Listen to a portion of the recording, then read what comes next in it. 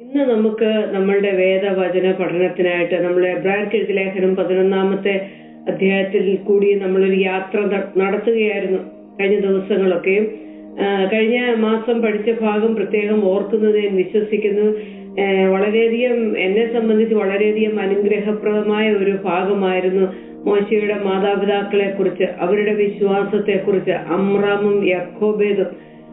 യക്കോബേദ് എങ്ങനെയാണ് ആ പൈതലിനെ മുതലകൾ നിറഞ്ഞു നിന്നിരുന്ന ആ നീല നദിയില് ആ ഞാങ്ങണപ്പെട്ടകത്തിൽ ഒഴുക്കി വിടുവാൻ തക്കവണ്ണം ആ കരങ്ങളിൽ നിന്ന് ആ വെള്ളത്തിലേക്ക് ആ അമ്മ എത്ര വിശ്വാസത്തോടെ അവിടെ ആ പെട്ടകം നിക്ഷേപിച്ചു. ദൈവത്തിലുള്ള വിശ്വാസത്തോടെ ദൈവകരങ്ങളിൽ നിക്ഷേപിച്ച ആ മാതാവിനെ കുറിച്ച് കഴിഞ്ഞ മാസം നമുക്ക് പഠിക്കുവാനിടയായി തീർന്നു. അമ്രാമും യക്കോബേദും. അവരുടെ പേരുകൾ പ്രാരംഭത്തിലൊന്നും തന്നെ രേഖപ്പെടുത്തിയിട്ടില്ല. പുറപ്പാട് പുസ്തകം 2 കാണുന്നില്ല, എബ്രായ ലേഖനം 11-ാമത്തെ അധ്യായത്തിലും കാണുന്നില്ല. എന്നാൽ പിന്നീടുള്ള ഭാഗങ്ങളിൽ നമുക്ക് മനസ്സിലാകുന്നു മോശയുടെ പേരൻസ് ആരായിരുന്നു എന്നുള്ളത്, അമ്രാമും യക്കോബേദും. അതിന്റെ അടുത്ത ഭാഗത്തിലേക്ക് കടന്നു വരുമ്പോൾ മോശയെ കുറിച്ചാണ് അവിടെ പറയുന്നത്. അതിന്റെ 24-ാമത്തെ വാക്യത്തില്, വിശ്വാസത്താൽ മോശ താൻ വളർന്നപ്പോൾ പാപത്തിന്റെ തൽക്കാല ഭോഗത്തെക്കാളും ദൈവജനത്തോടുകൂടെ കഷ്ടം അനുഭവിക്കുന്നത് തിരഞ്ഞെടുത്തു. 25-ാം വാക്യം, പ്രതിഫലം നോക്കിയത് കൊണ്ട് ഫറവോന്റെ പുത്രിയുടെ മകൻ എന്ന് വിളിക്കപ്പെടുന്നത് നിരസിക്കുകയും മിസ്രയീമിലെ നിക്ഷേപങ്ങളെക്കാൾ ക്രിസ്തുവിന്റെ നിന്ന വലിയ ധനമെന്ന് എണ്ണുകയും ചെയ്തു. വിശ്വാസത്താൽ അവൻ മോശ അദൃശ്യ ദൈവത്തെ കണ്ടതുപോലെ ഉറച്ചു നിൽക്കയാൽ രാജാവിന്റെ കോപം ഭയപ്പെടാതെ മിസ്രയീം വിട്ട് പോന്നു. വിശ്വാസത്താൽ മോശ കടിഞ്ഞൂലുകളുടെ സംഹാരകൻ ഇസ്രായേൽ മക്കളെ തൊടാതിരിപ്പാൻ പെസഹയും ചോരത്തെളിയും ആചരിച്ചു. ഇത്രയും ഭാഗം 28 വരെയുള്ള വാക്യങ്ങളാണ് മോശയെ അവിടെ പ്രത്യേകം ഫോക്കസ് ചെയ്ത് പറയുന്നത്. 29-ാമത്തെ അധ്യായത്തിൽ വിശ്വാസത്താൽ അവർ എന്നാ പറയുന്നത്, എന്ന് പറഞ്ഞാൽ ഇസ്രായേൽ മക്കളെ കുറിച്ചാണ് അവിടെ പറയുന്നത്. അപ്പോൾ 24 മുതൽ 28 വരെയുള്ള വാക്യങ്ങൾ ഇവിടെ മോശയെ കുറിച്ച് നമുക്ക് കാണാൻ സാധിക്കുന്നുണ്ട്. ആദ്യത്തെ 3 വാക്യങ്ങൾ നമ്മൾ എടുത്താൽ എന്താണ് മോശയുടെ വിശ്വാസം? ഫറവോന്റെ കൊട്ടാരത്തിൽ വെച്ച് മോശയ്ക്കുണ്ടായിരുന്ന, മോശ എക്സസൈസ് ചെയ്ത ആ വിശ്വാസം, ആ വിശ്വാസ നിമിത്തം മോശ എന്തൊക്കെ ചെയ്തു. മോശ ഇപ്പോൾ ഫറവോന്റെ കൊട്ടാരത്തിലാണെന്നുള്ള കാര്യം നമ്മൾ മറന്നു പോകരുത്. നമുക്ക് എപ്പോഴും അനുകൂല സാഹചര്യങ്ങൾ വരുമ്പോഴാണ് നമ്മുടെ വിശ്വാസമൊക്കെ പൊങ്ങി വരുന്നത്. എന്നാൽ എല്ലാം പ്രതികൂലമായിരിക്കുമ്പോൾ, യാതൊരു വാതിലും നമ്മുടെ മുമ്പിൽ തുറക്കാതെ ഇരിക്കുമ്പോൾ അപ്രകാരം ആയിരുന്ന ഒരവസ്ഥയിൽ അവിടെ മോശ 24, 25, 26 വാക്യത്തിൽ അവിടെ വായിക്കുന്നു, വിശ്വാസത്താൽ മോശ താൻ വളർന്നപ്പോൾ. എവിടെയാ വളരുന്നത്? ഫറവോന്റെ കൊട്ടാരത്തിൽ. പാപത്തിന്റെ താൽക്കാലിക ഭോഗത്തെക്കാളും ദൈവജനത്തോടുകൂടി കഷ്ടം അനുഭവിക്കുന്നത് തിരഞ്ഞെടുത്തു. മോശ അവിടെ ഒരു തിരഞ്ഞെടുപ്പ് നടത്തുക വിശ്വാസത്താൽ. അപ്പോൾ നമ്മുടെ ജീവിതത്തിൽ ദൈവം നമ്മളെ വിളിച്ചിരിക്കുന്ന വിളിയെ മനസ്സിലാക്കി അതിലേക്ക് എന്റെ ജീവിതത്തെ മാറ്റി ഒഴുക്കി വിടുക എന്ന് പറയുന്ന ഒരു സാഹചര്യങ്ങൾ ഒരിക്കലും നമുക്കൊരു കയ്യടി തന്നിരിക്കില്ല. നമ്മുടെ ചുറ്റുപാടുമുള്ളവർ കുഞ്ഞെ നിന്നെ കുറിച്ച് ഇങ്ങനെയാ ദൈവം ആഗ്രഹിക്കുന്നതുകൊണ്ട് നീ ഈ വഴി പൊക്കോ എന്ന് ഒരിക്കലും ഒരുപക്ഷെ നമ്മുടെ ചുറ്റുപാടുകളിൽ ലോക ശബ്ദങ്ങൾ നമ്മളെ ഒരിക്കലും സപ്പോർട്ട് ചെയ്യത്തില്ല. എന്നാല് മോശ ഇവിടെ പറയുന്നു, മോശ തിരഞ്ഞെടുത്തു വിശ്വാസത്തോടെ. മോശയുടെ ജീവിതത്തിലെ ചില നിർണായകമായിട്ടുള്ള തീരുമാനങ്ങൾ മോശ തിരഞ്ഞെടുക്കുന്നത് കാണാൻ സാധിക്കുന്നു. 24-ാം വാക്യത്തില് ദൈവജനത്തോടുകൂടി കഷ്ടം അനുഭവിക്കുന്നത് മോശ തിരഞ്ഞെടുത്തു. പാപത്തിന്റെ തൽക്കാല തൽക്കാലത്തേക്ക് പാപത്തിന് വളരെ സുഖം തോന്നും. തൽക്കാലത്തേക്ക് ഒരു പ്ലഷർ ഉണ്ട് പാപത്തിന്, എന്നാൽ അത് നിലനിൽക്കുന്നതല്ല. പിന്നെയോ ദൈവജനത്തോടുകൂടെ കഷ്ടം അനുഭവിക്കുന്നത് മോശ തിരഞ്ഞെടുത്തു വിശ്വാസത്താൽ. 25-ാം വാക്യത്തില് അത് തിരഞ്ഞെടുക്കാനൊരു കാരണം എന്താണ്? പലപ്പോഴും നമ്മൾ നമ്മുടെ ജീവിതത്തിൽ ദൈവ വഴികളും ദൈവത്തിന്റെ ഇഷ്ടങ്ങളും തിരഞ്ഞെടുക്കാനുള്ള കാരണം നമ്മുടെ മുമ്പിൽ ഒരു ഗോൾ ഉള്ളത് കൊണ്ടാണ്. നമ്മുടെ മുമ്പിൽ നമ്മൾ ഇതുവരെ നമ്മുടെ കണ്ണുകൊണ്ട്, നഗ്നമായ നേത്രങ്ങൾ കൊണ്ട് കാണാൻ കഴിയാത്ത ഒരു റിവാർഡ് നമ്മുടെ വിശ്വാസം കൊണ്ട് കാണുന്നത് കൊണ്ടാണ്. പ്രകാരം തന്നെ മോശയും ചെയ്തു. 25-ാം വാക്യത്തിൽ പ്രതിഫലം നോക്കിയത് കൊണ്ട്. അപ്പോൾ മോശ എന്ത് ചെയ്തു? അടുത്ത കാര്യം വിശ്വാസത്താൽ മോശ ചെയ്തത് കാണാത്തതിനെ മോശ വിശ്വാസ കണ്ണുകൊണ്ട് എന്ത് കണ്ടു? പ്രതിഫലത്തെ കണ്ടു, റിവാർഡിനെ കണ്ടു മോശ. അത് കണ്ടത് നിമിത്തം മോശയ്ക്ക് അന്നുണ്ടായിരുന്ന പൊസിഷനും അന്നുണ്ടായിരുന്ന പദവിയും അന്നുണ്ടായിരുന്ന കംഫർട്ട്സ് ഒക്കെ മോശ എന്ത് ചെയ്തു? റിഫ്യൂസ് ചെയ്തു, നിരസിച്ചു എന്ന് നമുക്ക് അവിടെ 25 കാണാൻ സാധിക്കുന്നു. 26 അത് നിരസിച്ചിട്ട് കോൺസിക്വൻസ് ഒക്കെ ഉണ്ടാകും. അത് നിരസിച്ചു കഴിഞ്ഞാൽ ആരും മോശയുടെ കൂടെ നിന്നിട്ട് പറയത്തില്ല നന്നായി, നീ എടുത്ത തീരുമാനം നന്നായി എന്ന്. പക്ഷെങ്കില് ലോകം നോക്കിയിട്ട് പറയും, കുഞ്ഞെ കുറച്ച് ബുദ്ധിയും കൂടെ വേണമായിരുന്നു, കർത്താവിന്റെ പിന്നാലെയാണെന്നും പറഞ്ഞുകൊണ്ട് എല്ലാം വിട്ടെറിഞ്ഞിട്ട് നീ ഒറ്റയ്ക്കൊരു പോക്ക് പോയത്. അപ്രകാരമുള്ള യാതൊരു സപ്പോർട്ടും മോശയ്ക്ക് ഇല്ലെന്ന് ഓർക്കണം. അപ്പോൾ ഫറവോന്റെ പുത്രിയുടെ മകൻ എന്ന് വിളിക്കപ്പെടുന്നത് മോശ നിരസിച്ച്. He refuse. 26 വാക്യത്തിൽ മിസ്രൈമിലെ നിക്ഷേപങ്ങളെക്കാൾ മോശയ്ക്ക് വേണ്ടി കാത്തിരിക്കുന്ന ചില ട്രഷർ എവിടെയുണ്ട്? മിസ്രൈമിലുണ്ട്, ഈജിപ്തിലുണ്ട്. മോശയെ കാത്തിരിക്കുകയാണ്. അത് മോശയുടെ മടിയിലേക്ക് വന്നു വീഴാനുള്ളതാണത്. അതൊക്കെ മോശയ്ക്ക് അറിയാമായിരുന്നിട്ടും ക്രിസ്തുവിന്റെ നിന്ന വലിയ ധനമെന്ന് എണ്ണുകയും ചെയ്തു. അപ്പോൾ ഈ 4 വാക്യത്തിൽ നമുക്ക് കാണാൻ സാധിക്കുന്നു, മോശ പ്രതിഫലത്തെ നോക്കി. ആരാ പ്രതിഫലം? മോശയുടെ പ്രതിഫലം എന്ന് പറഞ്ഞാൽ നമ്മളുടെ പ്രതിഫലം, ക്രിസ്തുവ നമ്മുടെ പ്രതിഫലം. Is our reward.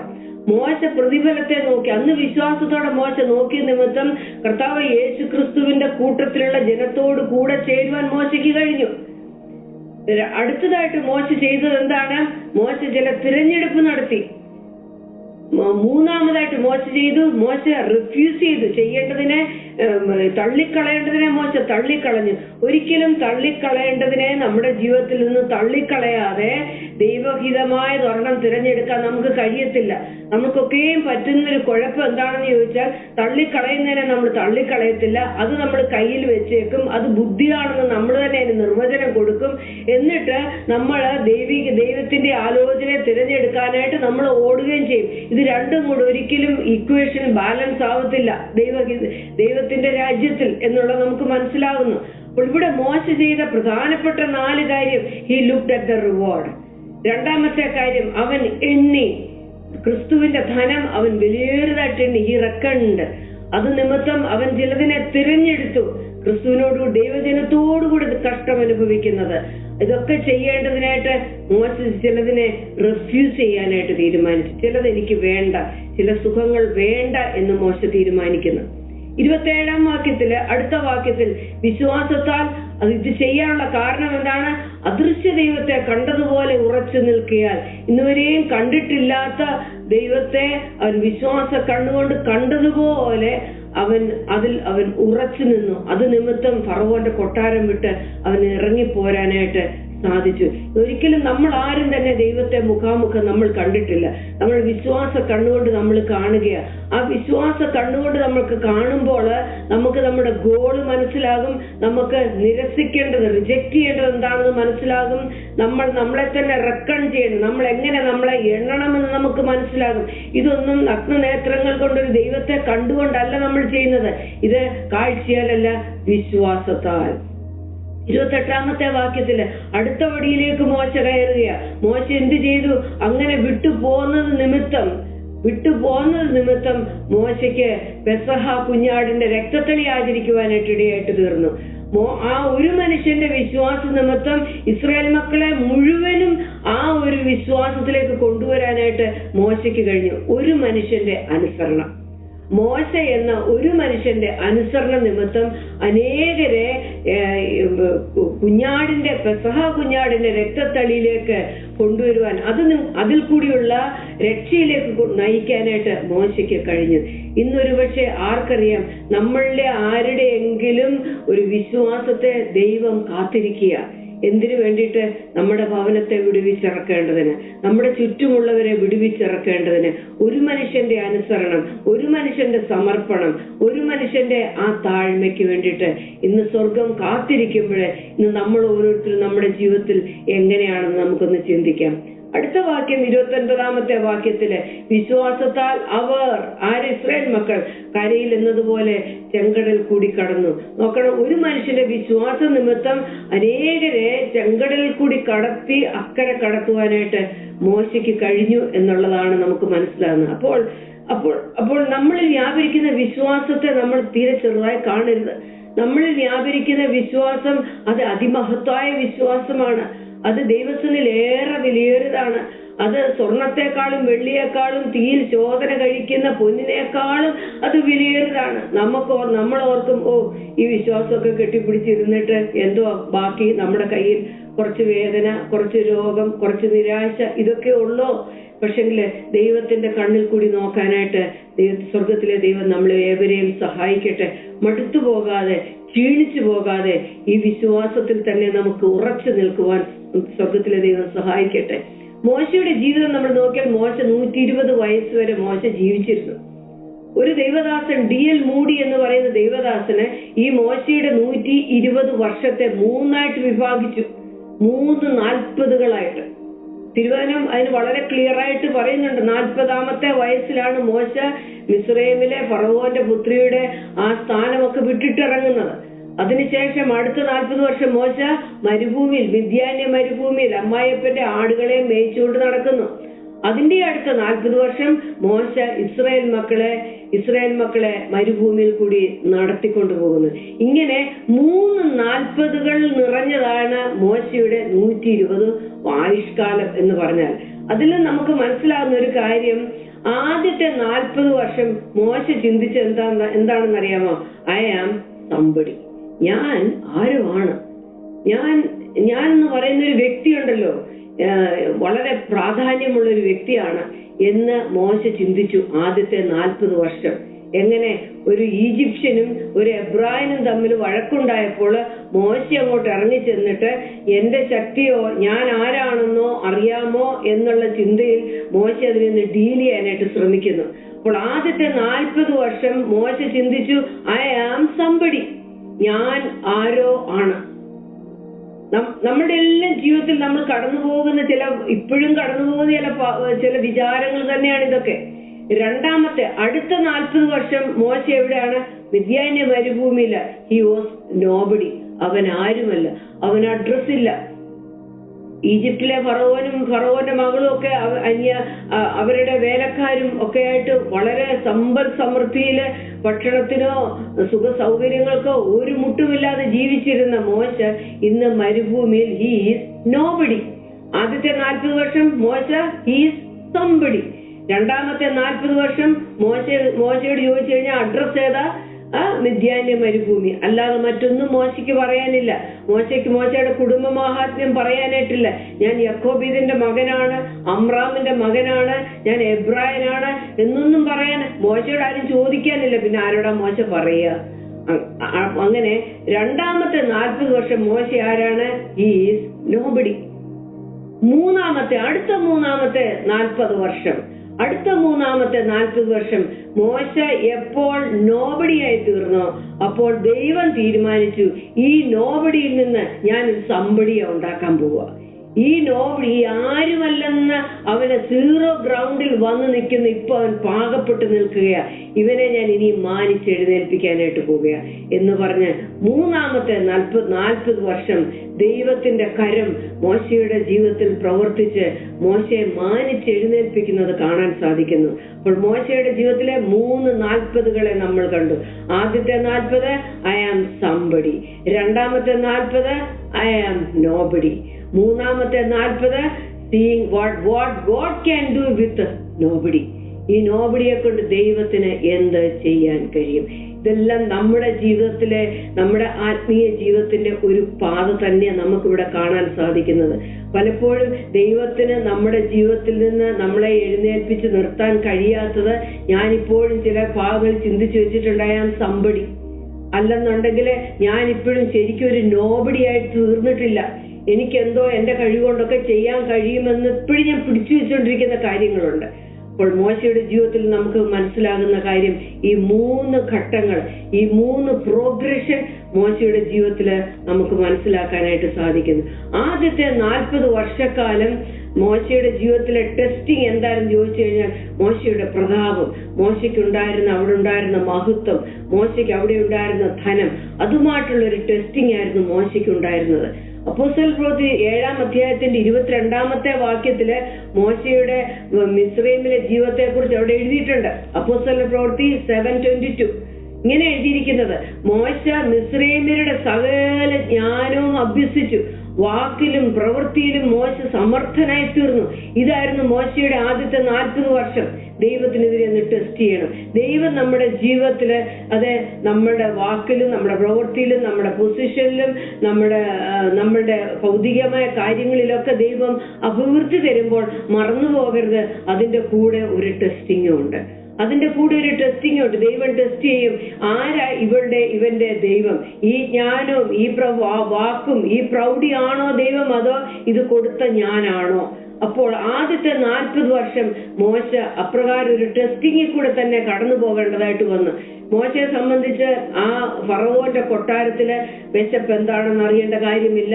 മാർബിൾ വിരിച്ച തറകള്, അലങ്കരിച്ച് ഒരുക്കിയിരിക്കുന്ന തീൻമേശകള്, ഇവിടെ വരിക എന്ന് പറയുമ്പോൾ വരാൻ, പോവുക എന്ന് പറയുമ്പോൾ പോകാൻ, വേലക്കാര്, മോശയ്ക്കൊന്നിനും കുറവില്ല. അവിടെ ഫറവോൻ കഴിഞ്ഞിട്ട് അടുത്ത സ്ഥാനം ഏൽക്കേണ്ട ആളാണ് മോശ.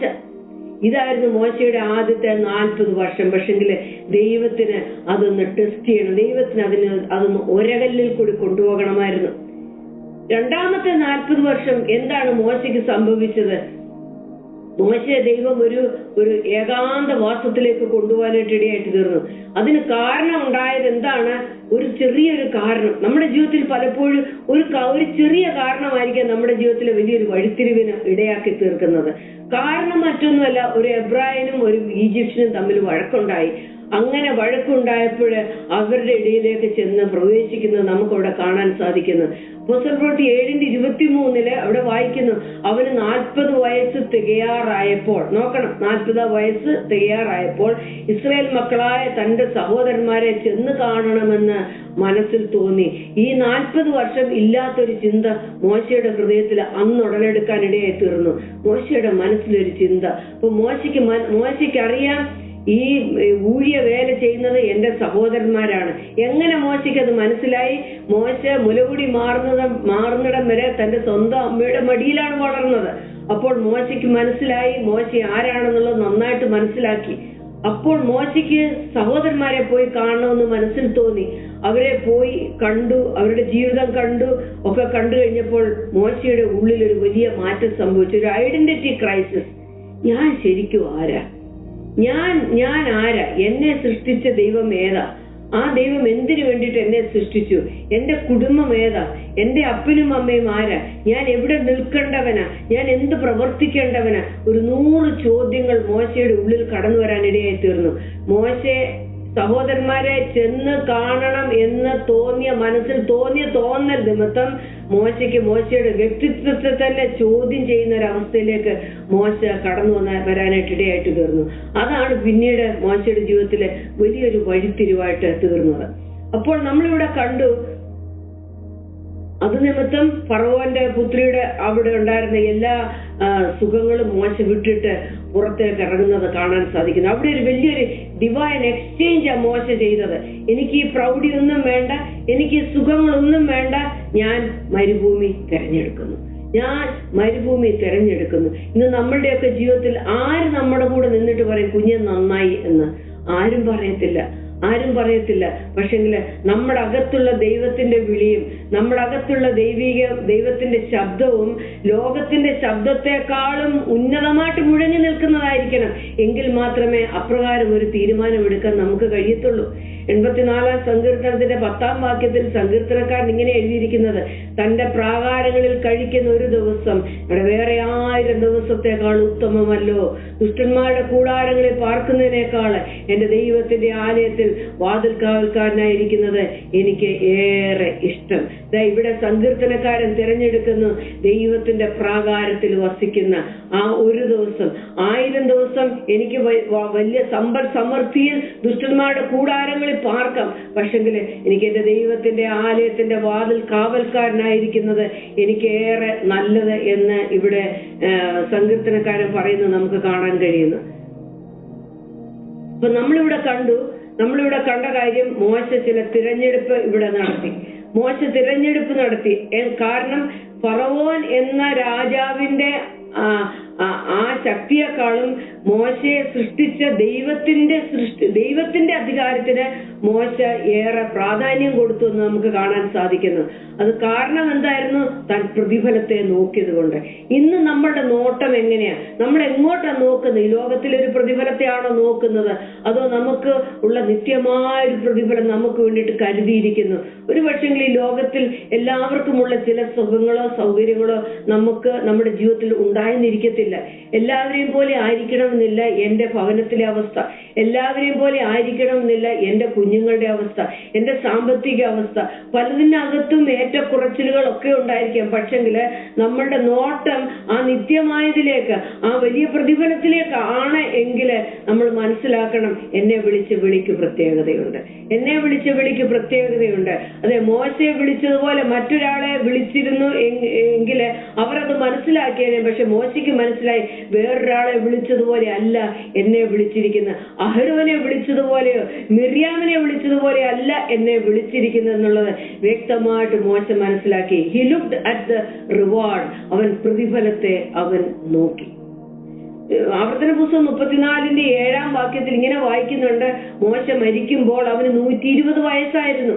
അവന്റെ കണ്ണു മങ്ങിയില്ല. 120ാമത്തെ വയസ്സിൽ മോശയുടെ കണ്ണു മങ്ങിയില്ല. അവന്റെ ആത്മീയ കണ്ണും മങ്ങിയിട്ടില്ല. അന്നും അവന്റെ ആത്മീയ കണ്ണിന് നല്ല കാഴ്ചയുണ്ട്. ഞാൻ എങ്ങോട്ടേക്കാ പോകുന്നെന്നുള്ള നല്ല തീർച്ച ആർക്കുണ്ട്? മോശയ്ക്കുണ്ട്. അത് ആവർത്തന പുസ്തകം 34:7 വായിക്കുന്നു, അവന്റെ കണ്ണു മങ്ങാതെയും അവന്റെ ദേഹബലം ക്ഷയിക്കാതെയും ഇരുന്നു.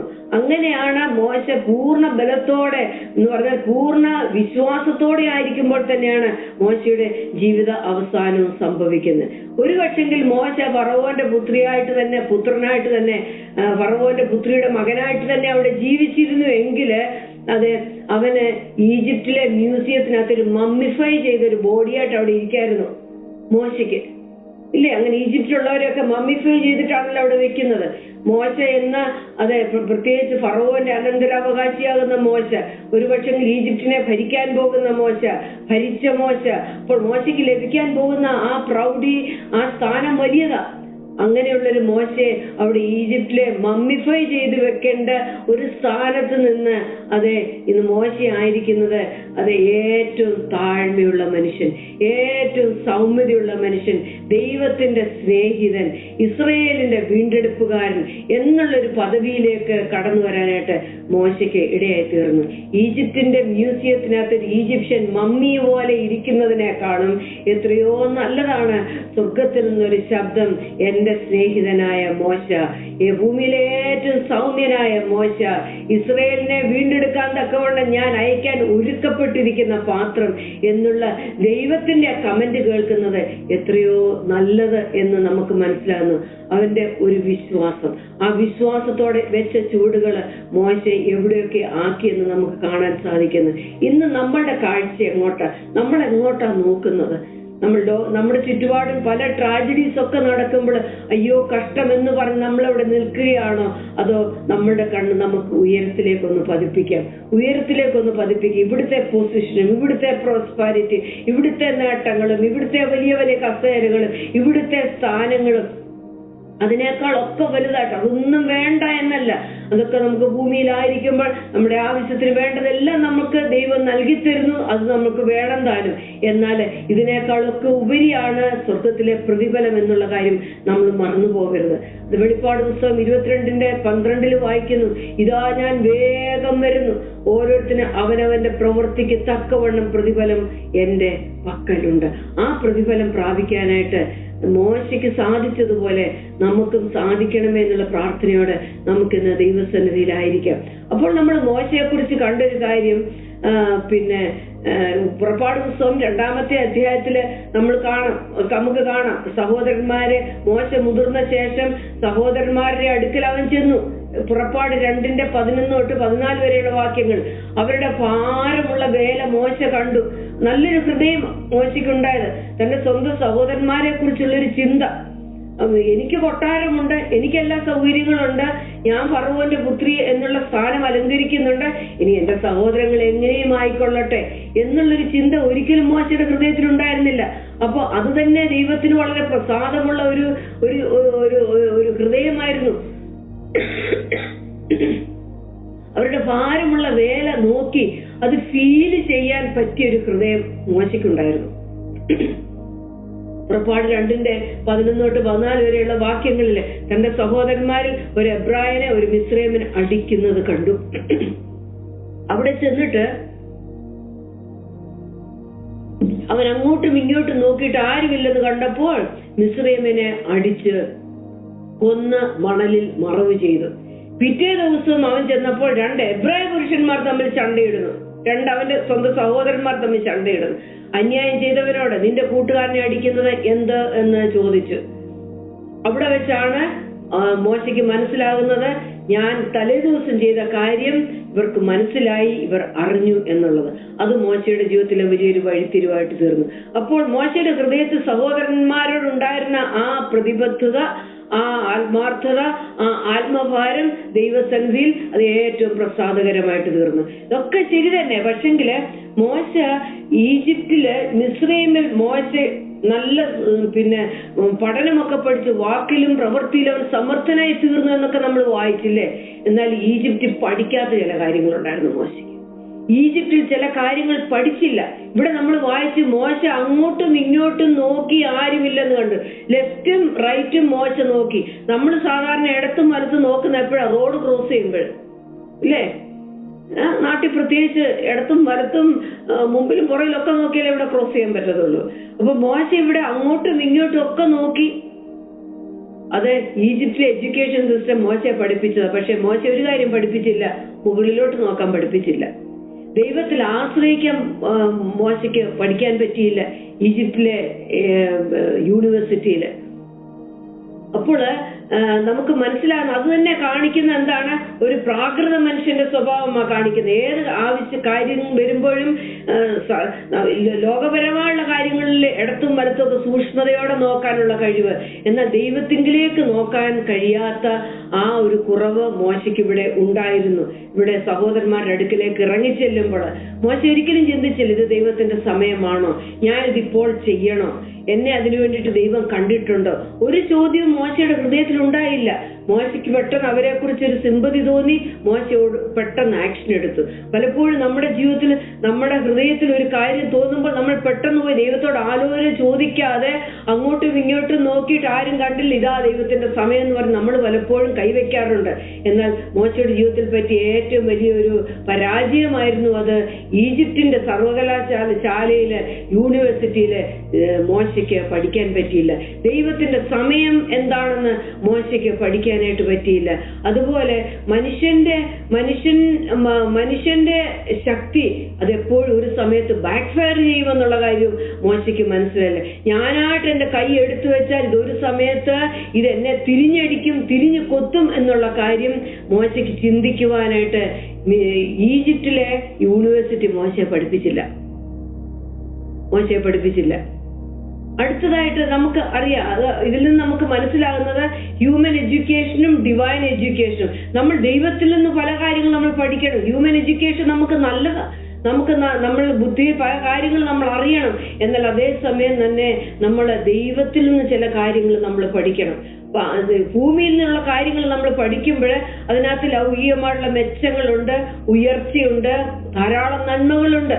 എന്നാൽ രണ്ടാമത്തേത് ദൈവികമായിട്ടുള്ള ആ പഠനം എന്ന് പറഞ്ഞാല് അത് മാനുഷികമായിട്ട് നമ്മളായിട്ട് കെട്ടിപ്പൊക്കിയതിനെ എല്ലാം ഉടച്ചു മാറ്റിയിട്ട് ദൈവം ചില പുതിയതിനെ നമ്മളിൽ എഴുന്നേൽപ്പിക്കാനിടയായിട്ട് തീരും. നമ്മളെപ്പോൾ ഞാൻ ചെയ്തു, എന്റെ കഴിവ് എന്ന് പറഞ്ഞ് നമ്മൾ ചിന്തിക്കുമോ, ദൈവം അതിനെല്ലാം ഉടച്ചു മാറ്റി സീറോ ഗ്രൗണ്ടിലാക്കിയിട്ട് ദൈവത്തിന്റെ ഫൗണ്ടേഷൻ വെച്ചിട്ട് ദൈവം പണിയാൻ തുടങ്ങും. ഇതാണ് ഹ്യൂമൻ എഡ്യൂക്കേഷനും ഡിവൈൻ എഡ്യൂക്കേഷനും തമ്മിലുള്ള വ്യത്യാസം. ഈജിപ്തിലെ യൂണിവേഴ്സിറ്റിയിലെ മോശ ഇങ്ങനെ ധാരാളം കാര്യങ്ങൾ മോശയ്ക്ക് പഠിക്കാനായിട്ട് കഴിഞ്ഞില്ല. മോശ വളർന്നു, അവൻ പഠിച്ചു, വാക്കിലും പ്രവൃത്തിയിലും അവൻ ശക്തനായിരുന്നു. എന്നിട്ടും ഈജിപ്തിലെ സ്കൂളുകൾക്കോ യൂണിവേഴ്സിറ്റിക്കോ ഒരിക്കലും പഠിപ്പിക്കാൻ കഴിയാത്തത് ചിലത് മോശ എവിടെ പഠിച്ചെന്നറിയാമോ? മരുഭൂമിയുടെ പിന്നാമ്പുറത്ത് പഠിച്ചു, മരുഭൂമിയിലെ ഏകാന്തതയിൽ പഠിച്ചു, ആടുകളെ അടിച്ചടിച്ചടിച്ചോണ്ട് നടന്നപ്പോ മോശ പഠിച്ചു എന്ന് നമുക്ക് കാണാൻ സാധിക്കുന്നു. ദൈവത്തിന് അങ്ങനെ ഒരു വഴി തിരഞ്ഞെടുക്കേണ്ടതായിട്ട് വന്നു മോശയുടെ ജീവിതത്തില്. നമ്മുടെയൊക്കെയും ജീവിതത്തിൽ അപ്രകാരമുള്ള അവസ്ഥകളിൽ കൂടി നമ്മൾ കടന്നു പോകുമ്പോൾ നമ്മൾ പിറുപിറുക്കേണ്ട ദൈവം നമ്മളെ എന്തൊക്കെയോ പഠിപ്പിക്കുന്നു എന്ന് നമുക്കതിൽ നിന്ന് മനസ്സിലാക്കാനായിട്ട് സാധിക്കുന്നു. അതുപോലെ തന്നെ ഈജിപ്തിലെ സ്കൂളുകൾ ഒരിക്കലും മോശയുടെ ഭാവിയെക്കുറിച്ച് നീ എന്തായി തീരും, നിന്റെ മുമ്പിൽ ഇരിക്കുന്ന കാര്യങ്ങൾ എന്തൊക്കെയാണെന്ന് അതിന്റെ മാഹാത്മ്യം എന്ന് അവർക്ക് കൂടി വന്നാൽ പഠിപ്പിച്ചു കാണും, നീ അടുത്ത ഫറവോനാവുമെന്ന്. അല്ലാതെ ഒന്നും തന്നെ മോശയ്ക്ക് പറഞ്ഞു കൊടുക്കാനായിട്ട് അവർക്ക് കഴിഞ്ഞില്ലെന്നുള്ളത് നമുക്ക് കാണാൻ സാധിക്കുന്നു. ഈ ലോകത്തിന്റെ വിദ്യാലയത്തിൽ നിന്ന് വലിയ ബിരുദമൊക്കെ എടുത്തിട്ടുണ്ടായിരിക്കാം ആ മോശ. എന്നിട്ടും ദൈവത്തിന്റെ വിദ്യാലയത്തില് അവൻ അക്ഷരമാല ABCD തൊട്ട് പഠിക്കേണ്ടതായിട്ട് വന്നു. ദൈവം പഠിപ്പിക്കുന്ന മനുഷ്യരും ദൈവത്താൽ പഠിക്കുന്ന മനുഷ്യനുമാ ബുദ്ധിമാൻ. ദൈവം പഠിപ്പിക്കുന്ന മനുഷ്യനും ദൈവത്താൽ പഠിക്കുന്നവനുമാണ് ഏറെ ബുദ്ധിമാനെന്ന് നമുക്കിവിടെ കാണാൻ സാധിക്കുന്നു. രണ്ടാമത്തെ 40 വർഷം മോശ എവിടെയാണ്? മോശ മരുഭൂമിയിൽ മോശ പുതിയ പുതിയ കാര്യങ്ങൾ പഠിച്ചു. പുതിയ പ്രൊഫഷൻ മോശ പഠിച്ചു. ബയോഡാറ്റയിൽ ഒരു കാര്യം കൂടി എഴുതാനിടയായി തീർന്നു. മോശയുടെ പുതിയ പ്രൊഫഷൻ, മോശ ഒരു ആട്ടിടയനായിട്ട് തീർന്നു. മിസ്രൈമിനെ സംബന്ധിച്ച്, ഈജിപ്തിനെ സംബന്ധിച്ച് ആട്ടിടയന്മാരെന്ന് പറഞ്ഞാൽ അവർക്കൊട്ടും താല്പര്യമില്ലാത്തൊരു കാര്യമാണ്. അവർ ആട്ടിടയന്മാരുടെ കൂടെ ഇരുന്ന് അവർ ഭക്ഷണം കഴിക്കത്തില്ല. അറിയാമോ, ജോസഫിനെ കാണാനായിട്ട് സഹോദരന്മാർ വരുമ്പോൾ ഈജിപ്തിലെ പൗരന്മാരുടെ കൂടെ ഇരുത്തി അവർക്ക് ഭക്ഷണം കൊടുത്തില്ല. കാരണം ആട്ടിടയന്മാരെന്ന് പറഞ്ഞാല് അവർക്ക് കന്നുകാലി ബിസിനസ് ഒക്കെ ചെയ്യും, ആടിന്റെ പാലൊക്കെ കുടിക്കും. പക്ഷെ ആട്ടിടയന്മാർ എന്ന് പറഞ്ഞാൽ അവർ വളരെ താണതായിട്ടാണ് അവർ കാണുന്നത്. എന്നാൽ ഇന്ന് മോശയുടെ പ്രൊഫഷൻ എന്തുവാ? കൊട്ടാരത്തിൽ നിന്ന് മോശ ഒരു ആട്ടിടയനായിട്ട് തീരുന്ന കാണാൻ സാധിക്കുന്നു. കൊട്ടാരത്തിൽ പഠിക്കാത്തൊരു കാര്യം മോശ പഠിച്ചു, ഒരു ആട്ടിടയനായിട്ട് തീരാനായിട്ട്. ആട്ടിടയൻ എന്നുള്ള ജോലി പഠിക്കുന്നത് നമുക്ക് കാണാൻ സാധിക്കുന്നു. രണ്ടാമത്തെ ഒരു കാര്യം മോശ പഠിച്ചത് എന്താണ്? കൊട്ടാരത്തിൽ പഠിക്കാത്തൊരു കാര്യം മോശ പഠിച്ചത് താനൊരു കൊലപാതകം ചെയ്തു എന്നുള്ള ഒരു കുറ്റബോധം. ആ ഒരു കുറ്റബോധം അതൊരിക്കലും കൊട്ടാരത്തിൽ മോശയ്ക്ക് പഠിക്കാനായിട്ട് സാധിക്കത്തില്ല. പിന്നെയോ മോശയുടെ ഹൃദയത്തിനകത്ത്, ആ മനസാക്ഷിക്കകത്ത് ദൈവം കൊടുത്തൊരു ചിന്തയായിരുന്നു അത്. അതെ, ഞാൻ ഒരാളെ കൊന്നു എന്നുള്ള ആ ഗിൽറ്റി ഫീലിംഗ്. അങ്ങനെ ഏകാന്തതയിൽ കൂടി കടന്നു പോകുന്ന മോശ നമുക്കിവിടെ കാണാൻ സാധിക്കും. ഈ സമയത്തൊന്നും തന്നെ ദൈവം മോശയോടൊന്നും മിണ്ടുന്നില്ല. എവിടെ മോശ കത്തിപ്പടരുന്ന വൃക്ഷത്തിന്റെ അവിടെ ചെല്ലുന്നിടം വരെ, ബേണിംഗ് ബുഷിന്റെ അവിടെ ചെല്ലുന്നിടം വരെ ദൈവം മോശയോട് യാതൊന്നും സംസാരിക്കുന്നില്ല. അങ്ങനെ അടുത്ത 40 വർഷം മോശ മിദ്യാന് മരുഭൂമിയിലാണ് നമുക്ക് കാണാൻ സാധിക്കുന്നത്. അപ്പോൾ പുറപ്പാട് പുസ്തകം 2-ാമത്തെ അധ്യായത്തിന്റെ 21-22 മോശയുടെ ഹൃദയത്തിന്റെ വികാരം നമുക്ക് മനസ്സിലാകും. മോശ പറയുന്നു, മോശ സിപ്പോറയെ ഭാര്യയായിട്ട് എടുത്തു. അതിനുശേഷം ആ സിപ്പോറ ഒരു മകനെ പ്രസവിച്ചു. ഞാൻ അന്യദേശത്ത് പരദേശിയായിരിക്കുന്നു എന്ന് പറഞ്ഞിട്ട് അവന് ഗർശോം എന്ന് പേരിട്ടു. നോക്കണം, ആ അപ്പന്റെ ഹൃദയത്തിലെ വികാരം നമുക്ക് മനസ്സിലാകുന്നു. ഞാൻ അന്യദേശത്ത് പരദേശി. ആ ഹൃദയത്തിനകത്ത് വലിയ നിരാശയുണ്ട്. ആ ഹൃദയത്തിനകത്ത് ഒരുപാട് ഏകാന്തമായ ഒരു അനുഭവം, ഏകാന്തതയുടെ വേദനയുണ്ട്. ഒരു പക്ഷെ എനിക്ക് റിഗ്രറ്റ് ഉണ്ട്, എന്റെ കൊട്ടാരം ഞാൻ വിട്ടു പോന്നല്ലോ എന്നുള്ളത്. എന്തായാലും ഇതെല്ലാം കൂടി ചേർത്തിട്ട് ആദ്യത്തെ മകന് പേരിട്ടു. ആര്? ഗർശോൻ എന്ന് അവിടെ പേരിടാനായിട്ട് ഇടയായിട്ട് തീർന്നു. അങ്ങനെ മോശ ഇന്ന് എവിടെയായിരിക്കുന്നു? മോശ ഇന്ന് മരുഭൂമിയിലെ ദൈവത്തിന്റെ സ്കൂളിലായിരിക്കുന്നു നമുക്ക് കാണാനായിട്ട് സാധിക്കുന്നു. നമ്മളെ ഓരോരുത്തരെയും, നമ്മൾ ക്രിസ്തുവിനെ രക്ഷിതാവായിട്ട് സ്വീകരിച്ച് നമ്മളെ ഓരോരുത്തരെയും ദൈവം കൊണ്ടാക്കുന്നത് ദൈവത്തിന്റെ പള്ളിക്കൂടത്തിലാണ്. എല്ലാ ബോൺ അഗെയിൻ ക്രിസ്ത്യനെയും ദൈവം എവിടോട്ട് എൻറോൾ ചെയ്യുമെന്നറിയാമോ? ദൈവത്തിന്റെ സ്കൂളിലോട്ട് ദൈവം എൻറോൾ ചെയ്യും. അവിടെ എല്ലാം നല്ല കോസി ജീവിതമാണെന്ന് ആരും വിചാരിക്കരുത്. അവിടെ ഏകാന്തതയുണ്ട്, അവിടെ ശിക്ഷണമുണ്ട്, അവിടെ റിബ്യൂക്കുണ്ട്, നമുക്ക് ഇഷ്ടമില്ലാത്ത കാര്യങ്ങളുണ്ട്. അന്നുവരെ ശീലിച്ച ചിലതൊക്കെ ക്ലാസ് മുറിയുടെ പുറത്ത് വെച്ചിട്ട് എനിക്ക് കയറാൻ പറ്റത്തുള്ളൂ. പല കാര്യങ്ങളുണ്ട്. ഇത് ദൈവത്തിന്റെ സ്കൂളിന്റെ പ്രത്യേകതയാണ്. ദൈവം തന്നെയാണ് അവിടെ നമ്മളെ ട്രെയിൻ ചെയ്യിക്കുന്നത്. എബ്രായർ 12:7 വായിക്കുന്നു, നിങ്ങൾ ബാലശിക്ഷ സഹിച്ചാൽ ദൈവം മക്കളോടെന്നതുപോലെ നിങ്ങളോട് പെരുമാറുന്നു. അപ്പൻ ശിക്ഷിക്കാത്ത മകൻ എവിടെയുള്ളൂ? വീണ്ടെടുക്കപ്പെട്ട ഓരോ ദൈവവൈദിലും ദൈവത്തിന്റെ സ്കൂളിലായിരിക്കുന്നു എന്നുള്ള കാര്യം നമ്മൾ മറന്നു പോകരുത്. അതുപോലെ ദൈവത്തിന്റെ ക്ലാസ് റൂമിൽ നമ്മൾ ഇരിക്കുന്നു. നമ്മൾ അനുസരിക്കേണ്ട ടൈം ടേബിളും ദൈവത്തിന്റെ ടൈം ടേബിള്, സബ്ജക്റ്റും സിലബസും ദൈവം തന്നെ നമുക്ക് തരും. നമ്മുടെ പേര് എൻറോൾ ചെയ്യുന്നതും ദൈവം തന്നെ ആയിരിക്കും. അതുപോലെ തന്നെ എല്ലാവരും ഒരേ ക്ലാസ്സിലായിരിക്കത്തില്ല. ചിലപ്പോൾ ഒരു ക്ലാസ്സിൽ തന്നെ 2-3 വർഷമൊക്കെ പഠിക്കേണ്ടതായിട്ട് വരും. അങ്ങനെ 2-3 വർഷം ബെഞ്ചൊടിച്ച് പരാജയപ്പെട്ട് അവിടെ ഇരിക്കുന്നത് കൊണ്ട് ഈ ലോകത്തിലെ പള്ളിക്കൂടത്തിലെ അങ്ങനെ ഒരു പരാജിതൻ, ഫെയിൽഡ് എന്നുള്ളൊരു സർട്ടിഫിക്കറ്റ് അല്ല നമുക്ക് ദൈവത്തിന്റെ സ്കൂളിൽ കിട്ടുന്നത്. അങ്ങനെ നമ്മൾ പരാജയം സമ്മതിച്ച് അവിടെ ഇരിക്കുമ്പോൾ ദൈവത്തിന്റെ സ്കൂളിൽ നമുക്ക് കിട്ടുന്ന അടുത്ത സർട്ടിഫിക്കറ്റ് പ്രൊമോഷന്, അടുത്തതിലേക്കുള്ളൊരു പ്രൊമോഷനാണ് നമ്മൾക്ക് ലഭിക്കുന്നത്. അപ്പോൾ ഇങ്ങനെ പല സ്വഭാവങ്ങൾ ദൈവത്തിന്റെ സ്കൂളിലുണ്ട്.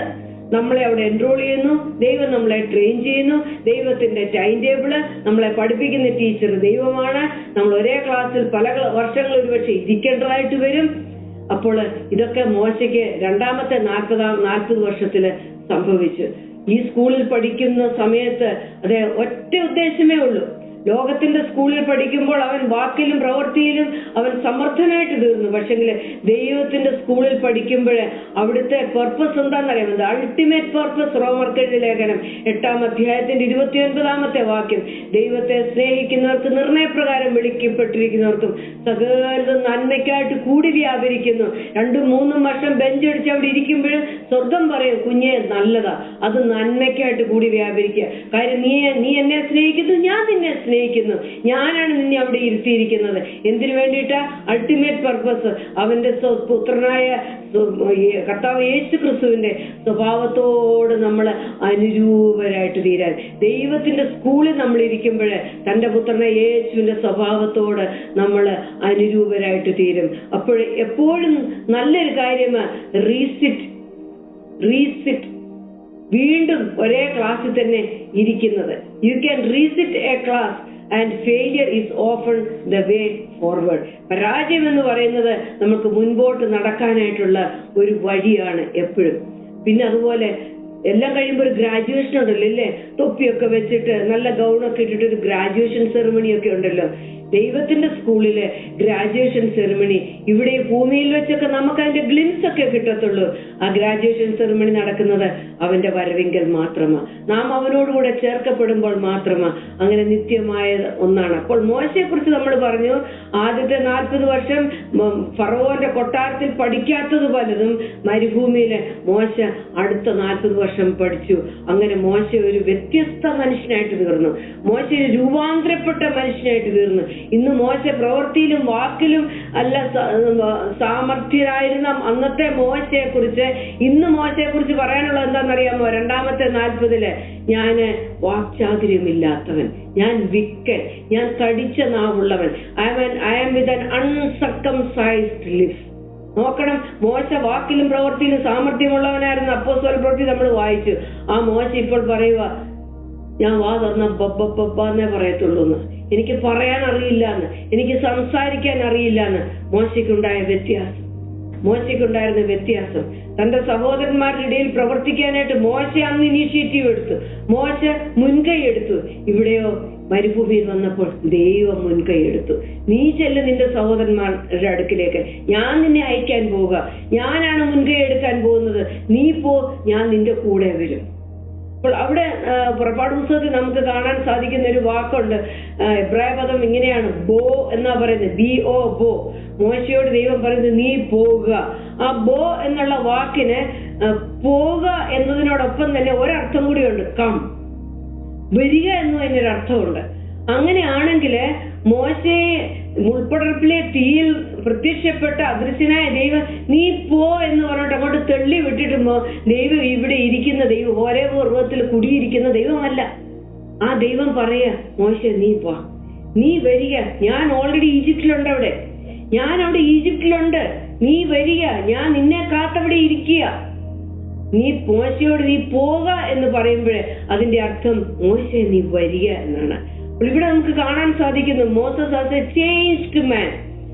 സംസാരിക്കാൻ വളരെ നൈപുണ്യം ഉണ്ടായിരുന്ന മോശ വിക്കനായ മോശ. തന്റെ സഹോദരന്മാരെ രക്ഷിക്കാൻ മുൻകൈ എടുത്ത മോശ ഇവിടെ ദൈവം മുൻകൈ എടുക്കുന്നു. ഇവിടെ മോശയെ സംബന്ധിച്ച് നൗ ഹീസ് ടീച്ചബിൾ. വല്ലതൊക്കെ പഠിപ്പിച്ച പഠിക്കും, മറ്റേ ഒന്നും കേറത്തില്ല. എനിക്കെല്ലാം അറിയാം, സാമർത്ഥ്യക്കാരനല്ലേ, എല്ലാം അറിയാം. ഇപ്പോൾ മോശ മെനയാൻ നല്ല പാകത്തിനുള്ള നല്ല കളിമണ്ണായിട്ടിരിക്കുന്ന മോശയുടെ ജീവിതത്തിലുണ്ടായ വ്യത്യാസം ഏറെയാണ്. രണ്ടാമത്തെ 40 വർഷത്തില്. മൂന്നാമത്തെ 40 വർഷം മോശ എവിടെയാണെന്ന് നമ്മൾ കണ്ടു. മോശ എവിടെയാണ്? ഇസ്രായേൽ മക്കളോടുകൂടി അവന് മരുഭൂമിയിലാണ്. മോശ അവിടെ എന്തൊക്കെ ചെയ്യുന്നു? 27-ാമത്തെ വാക്യത്തിൽ വിശ്വാസത്താൽ അവൻ അദൃശ്യ ദൈവത്തെ കണ്ടതുപോലെ ഉറച്ചു നിൽക്കിയാൽ രാജാവിന്റെ കോപം ഭയപ്പെടാതെ മിസ്രയീം വിട്ടുപോന്നു. കാണാത്തൊരു ദൈവത്തിൽ അവൻ ഉറച്ചു നിന്നതുകൊണ്ട് കണ്ണുകൊണ്ട് കണ്ട രാജാവിനെ ഒട്ടും തന്നെ ഭയപ്പെടാത്ത മോശയെ നമുക്ക് കാണാൻ സാധിക്കുന്നു. 40th ഇയറില് മോശ ചെയ്തത് നമ്മൾ നേരത്തെ കണ്ടു. അവൻ പെസഹ കുഞ്ഞാടിന്റെ ചോരത്തളി അവൻ ആചരിച്ചു. അവന്റെ വിശ്വാസ നിമിത്തം സകല ഇസ്രായേൽ മക്കളും കൂടാരത്തിനകത്ത് കയറി. സകല ഇസ്രായേൽ മക്കളും വന്ന് പെസഹ കുഞ്ഞാടിനെ അറുത്തു. സകല ഇസ്രായേൽ മക്കളും അവർ രക്തം കട്ടളക്കാലിലും കുറുമ്പടിമേലും തളിച്ചു. സകല ഇസ്രായേൽ മക്കളും ആ ഇറച്ചി ചുട്ടു കഴിച്ചു. അവരുടെ ദൈവസന്നിധിയിൽ അവർ സന്തോഷിച്ചു. അവർ കൂടാരത്തിനകത്ത് ജയത്തിന്റെ കോശം അവർക്ക് ഉണ്ടാകാനിടയായി തീർന്നു. മോശ എന്ന ഒരൊറ്റ വ്യക്തിയുടെ വിശ്വാസം. ഇന്ന് നമ്മളിലുള്ള വിശ്വാസത്തെ നമ്മൾ ചെറുതായിട്ട് ഒരിക്കലും കാണരുത്.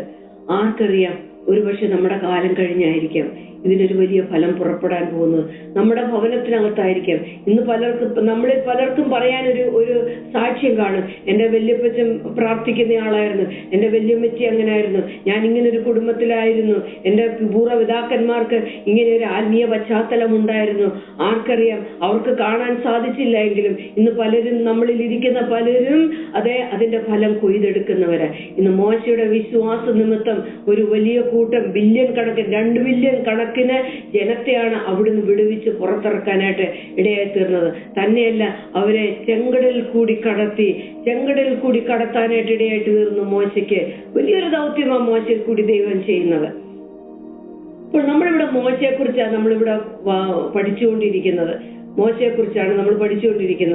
അപ്പോൾ മോശയും ക്രിസ്തുവും തമ്മിലൊരു അഭേദ്യമായൊരു ക്രിസ്തുവുമായിട്ടൊരു വലിയ കണക്ഷൻ ഉണ്ട്. മോശയാണ് പറഞ്ഞത്, എന്നെ പോലെ ഒരുവനെ നിങ്ങളുടെ സഹോദരന്മാരുടെ ഇടയിൽ നിന്ന് എഴുന്നേൽപ്പിക്കും, നിങ്ങൾ അവന്റെ വാക്ക് കേൾക്കണം, നിങ്ങൾ അനുസരിക്കണം. എന്നെ പോലെയുള്ള ഒരുവൻ, മോശ തന്നെ പറയുക അവിടെ, എന്നെ പോലെയുള്ള ഒരുവൻ. ന്യായപ്രമാണത്തെ മോശയുടെ ന്യായപ്രമാണം എന്നാ പറയുന്നത്. നോക്കണം, മോശ എത്രമാത്രം മാനിക്കപ്പെട്ടു. എന്നെ പോലെയുള്ള ഒരുവൻ, ക്രിസ്തുവിനെ കുറിച്ച് പറയുമ്പോൾ മോശയുമായിട്ട് കണക്ട് ചെയ്തിട്ടാണ് പറയുന്നത്. മോശയുടെ ജീവിതം ക്രിസ്തുവിന്റെ ജീവിതവുമായിട്ട് വളരെ താതാത്മ്യമുണ്ട്. അത് ചേർത്ത് വെച്ചാൽ ഏകദേശം 10-50 സിമിലാരിറ്റീസ് എനിക്ക് നിങ്ങളോട് പറയാനായിട്ടുണ്ട്. പക്ഷെങ്കിൽ അതെല്ലാം കൂടെ നമുക്ക് പറയാൻ പറ്റത്തില്ലല്ലോ. മോശ മിസ്രയീമിൽ പോയി, മിസ്രയീമിൽ ഞാൻ എന്റെ മകനെ വിളിച്ചു വരുത്തി എന്ന് യേശുക്രിസ്തുവിനെ കുറിച്ച് പറയുന്നില്ലേ? യേശുക്രിസ്തുവിന്റെ ജനനം, മോശയുടെ ജനനം തമ്മിൽ വളരെ സാമ്യമുണ്ട്. ശിശു ദിവ്യനായിരുന്നു.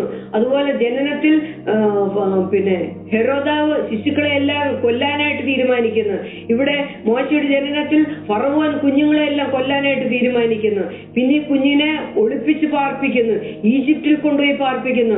മറിയോടും ജോസഫിനോടും പറഞ്ഞ് നിങ്ങൾ ഈജിപ്തിൽ പോയി പാർക്കാൻ പറഞ്ഞു. മോശയുടെ ജീവിതമായിട്ട് വളരെ സാമ്യം നമുക്ക് അവിടെ കാണാൻ സാധിക്കുന്നു. ഇവിടെ പിന്നെ അതുപോലെ മോശ തന്റെ സഹോദരന്മാരുടെ അടുക്കലേക്ക് ഇറങ്ങിച്ചെല്ലുന്നു.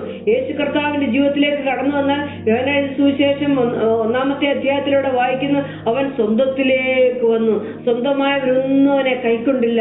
യോഹന്നാൻ 1:11 യേശു ക്രിസ്തുവിനെ കുറിച്ച് പറയുന്നു, മോശ സ്വന്തമായ സഹോദരന്മാരുടെ ഇടയിലേക്ക് ഇറങ്ങിച്ചെന്നതുപോലെ കർത്താവ് യേശു ക്രിസ്തു സ്വന്തത്തിലേക്ക് വന്നു. പക്ഷെ ഇനി സ്വന്തമായവര് അവനെ കൈക്കൊണ്ടില്ല. മോശയെ അവർ റിജക്ട് ചെയ്തു, മോശയെ അവർ സ്വീകരിച്ചില്ല. എന്നതുപോലെ തന്നെ കർത്താവ് യേശു ക്രിസ്തുവിനെയും ഇസ്രായേൽ ജനം അന്ന് സ്വീകരിച്ചില്ല എന്ന് നമുക്ക് കാണാൻ സാധിക്കുന്നു.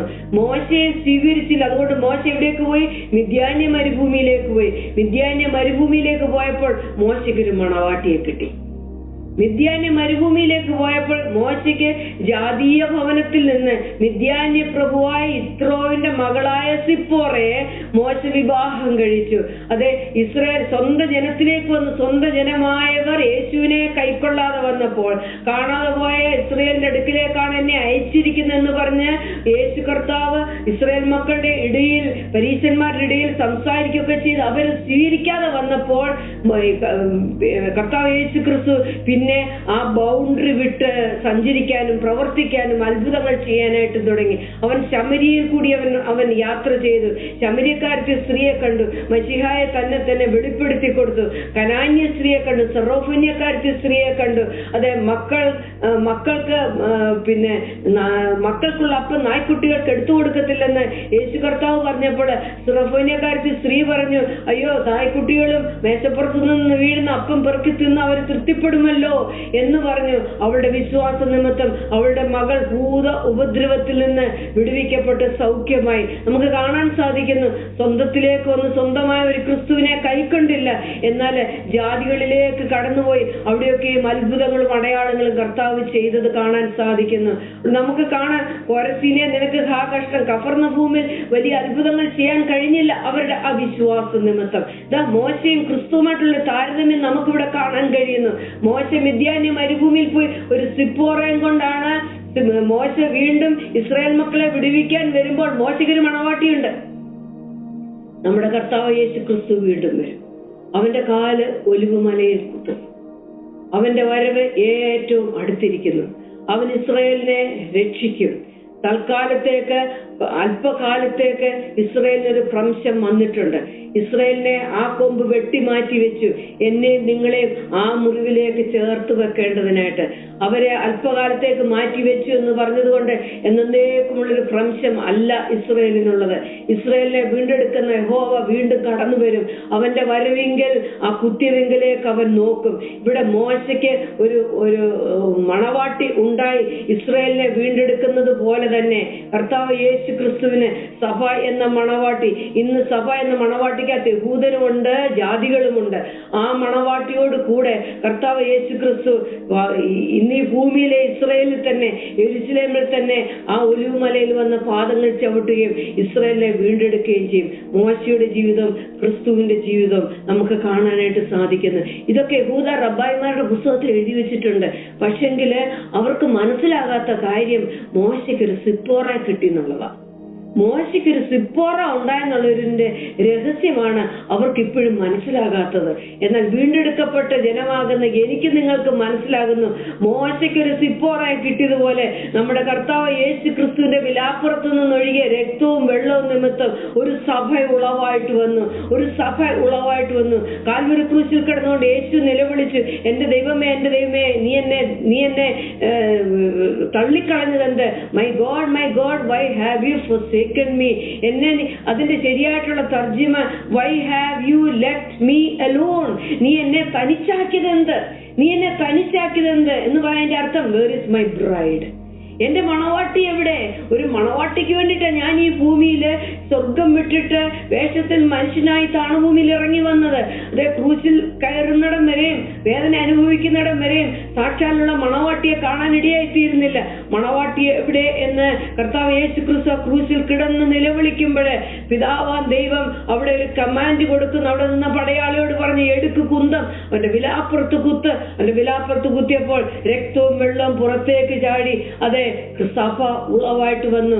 സഭ ഉളവായിട്ട് വന്നു. ഒരു ആദമിൽ നിന്ന് ഹവ്വ പുറത്തേക്ക് വന്നതുപോലെ ക്രിസ്തുവിൽ നിന്ന് തന്റെ മണവാട്ടി പുറത്തേക്ക് വന്നു. ഒരു മോശയ്ക്ക് സിപ്പോറ ഉണ്ടായിട്ട് അത് വീണ്ടും അവന് ഇസ്രായേലിലേക്ക്, ഈജിപ്തിൽ വന്ന് ഇസ്രായേൽ മക്കളെ വിടുവിച്ചതുപോലെ നമ്മളാകുന്ന സിപ്പോറ, നമ്മളാകുന്ന മണവാട്ടിയുമായിട്ട് കർത്താവ് യേശു ക്രിസ്തു 1000 ആണ്ട് ഈ ഭൂമിയിൽ വാഴാനായിട്ടിടയായിട്ട് തീരും.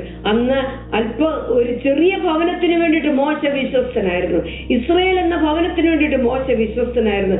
ഇസ്രായേലിന് വേണ്ടി മാത്രം മോശ വീണ്ടെടുപ്പുകാരനായിരുന്നു. എന്നാൽ നമ്മുടെ കർത്താവ് യേശു ക്രിസ്തു തനിക്ക് ഉള്ളവരുടെ ജീവിതത്തിൽ മേലൊക്കെയും ക്രിസ്തു വിശ്വസ്തനാണ്. നമ്മുടെ വീണ്ടെടുപ്പുകാരനാണ് അവൻ എന്നുള്ളത് നമുക്ക് മനസ്സിലാക്കാനായിട്ട് ഇടയായിത്തീരുന്നു. ഈ ക്രിസ്തു മോശയുമായിട്ട് ഏറെ താരതമ്യപ്പെടുത്തുവാനായിട്ട് നമുക്ക് ഇടയായിട്ട് തീരുന്നു. അതെ, മോശ ഇസ്രായേൽ മക്കളുടെ വീണ്ടെടുപ്പുകാരൻ. എന്നാൽ മറ്റൊരു കാര്യം കൂടി ഞാൻ പറയാം. മോശ ഇസ്രായേൽ മക്കളെ 40 വർഷം അവരെ നയിച്ചു കൊണ്ടുപോയി. എന്നാൽ ഇസ്രായേൽ മക്കളെ കനാൻ നാട്ടിൽ പ്രവേശിപ്പിക്കുന്ന ആരാ? യോശുവ പ്രവേശിപ്പിക്കുന്നു. ഇവിടെ നമുക്ക് കാണാൻ സാധിക്കുന്നു. അതുപോലെ തന്നെ മോശയ്ക്ക് സിനായ് പർവ്വതത്തിൽ മോശ ന്യായപ്രമാണത്തെ ഏറ്റുവാങ്ങി. പിന്നെ മൗണ്ട് സർമൺ, മത്തായി സുവിശേഷം 5-ാമത്തെ അധ്യായത്തിൽ ഗിരിപ്രഭാഷണം, അതെ, ആ സിനായ് പർവ്വതത്തിൽ ഏറ്റെടുത്ത ന്യായപ്രമാണത്തിന്റെ വിശദീകരണമാണ് കർത്താവ് യേശു ക്രിസ്തു നമ്മൾ സഹോദരങ്ങളോട്, മനുഷ്യരോട്, ദൈവത്തോട് എങ്ങനെയായിരിക്കണമെന്ന് ഗിരിപ്രഭാഷണത്തിൽ നമുക്ക് പറഞ്ഞു തരുന്നത്. അങ്ങനെ മോശയും ക്രിസ്തുവുമായിട്ട് വലിയൊരു താതാത്മ്യം നമുക്ക് ഇവിടെ കാണാനായിട്ട് സാധിക്കുന്നു. 40 വർഷം മോശ ഇസ്രായേൽ മക്കളെ നടത്തി. എന്നാൽ യോർദാൻ കടന്ന് കനാൻ നാട്ടിൽ പ്രവേശിപ്പിക്കുന്നത് യോശുവ. ഇതിൽ നിന്ന് നമുക്കൊരു കാര്യം മനസ്സിലാകുന്നത് എന്താണ്? മോശ മുഖാന്തരം തന്ന കൽപ്പനകൾ നമ്മളെ യോർദാൻ വരെ കൊണ്ടുവരും. നമ്മളെ കനാൻ നാട്ടിൽ പ്രവേശിപ്പിക്കുന്നത് ക്രിസ്തുവാ. യേശു പറഞ്ഞു, ഞാൻ തന്നെ വഴിയും സത്യവും ജീവനുമാകുന്നു. നമ്മളെ ആ നിത്യതയിലേക്ക് പ്രവേശിപ്പിക്കുന്നത് ക്രിസ്തുവ. നമുക്ക് ഈ ലോകത്തിൽ ജീവിക്കാൻ വേണ്ട കൽപ്പനകൾ, ഈ ലോകത്തിൽ നമ്മൾ എങ്ങനെ നടക്കണം എന്നുള്ളത് നമുക്ക് ഉപദേശിച്ചു തരുന്ന കൽപ്പനകൾ മോശ തന്നുവെങ്കിൽ നമ്മളെ കനാൻ നാട്ടിലേക്ക് പ്രവേശിപ്പിക്കുന്ന കർത്താവ് യേശു ക്രിസ്തുവിന്റെ ആ വലിയ ശുശ്രൂഷയും നമുക്കിവിടെ കാണാനായിട്ട് സാധിക്കുന്നു. അപ്പോൾ നമ്മളിവിടെ വായിച്ചു, അതെ, മോശയെക്കുറിച്ച്. മോശ വിശ്വാസത്താൽ അവന് ഫറവോന്റെ മകൻ എന്നുള്ള ആ പദവി വിളിക്കപ്പെടുന്ന നിരസിച്ചിട്ട് മിസ്രൈമിലെ നിക്ഷേപങ്ങളെക്കാൾ ക്രിസ്തുവിന്റെ മോശ വിശ്വാസം കണ്ടുകൊണ്ട് ക്രിസ്തുവിനെ കണ്ടു. അവിടെ മോശ അന്നെടുത്ത വിശ്വാസ നിമിത്തം ക്രിസ്തുവിന്റെ ആ ബറ്റാലിയന്റെ കൂടെ കടന്നു വരാനായിട്ട് ഇടയായിട്ട് തീർന്നു. വിശ്വാസത്താൽ അവൻ അദൃശ്യ ദൈവത്തെ കണ്ടതുപോലെ ഉറച്ചു നിൽക്കിയാൽ ഇന്ന് പകൽക്കാലം ഈ അദൃശ്യ ദൈവത്തെ കണ്ട് നമുക്ക് ഉറച്ചു നിൽക്കാം. ചിലതിനോട് നമുക്ക് റിഫ്യൂസ് ചെയ്യാം. നമുക്ക് പ്രതിഫലത്തെ നോക്കി നമ്മുടെ ഓട്ടം നമുക്ക് ഓടാം. ചിലതിനെ ക്രിസ്തുവിനോടുകൂടെ നിന്ന സഹിക്കുന്നത് ഏറെ വലിയ ധനമെന്ന് നമുക്ക് റെക്കൺ ചെയ്യാം. നമുക്ക് അങ്ങനെ എണ്ണി നമ്മുടെ വിശ്വാസ ജീവിതം നമുക്ക് ധന്യതയോടെ മുൻപോട്ട് കൊണ്ടുപോകാനായിട്ട് ദൈവത്തിന്റെ പരിശുദ്ധാത്മാവ് ഇന്ന് രാവിലെ നിങ്ങളെവരെയും സഹായിക്കട്ടെ. ഈ വചനത്താൽ ദൈവാനുഗ്രഹിക്കട്ടെ.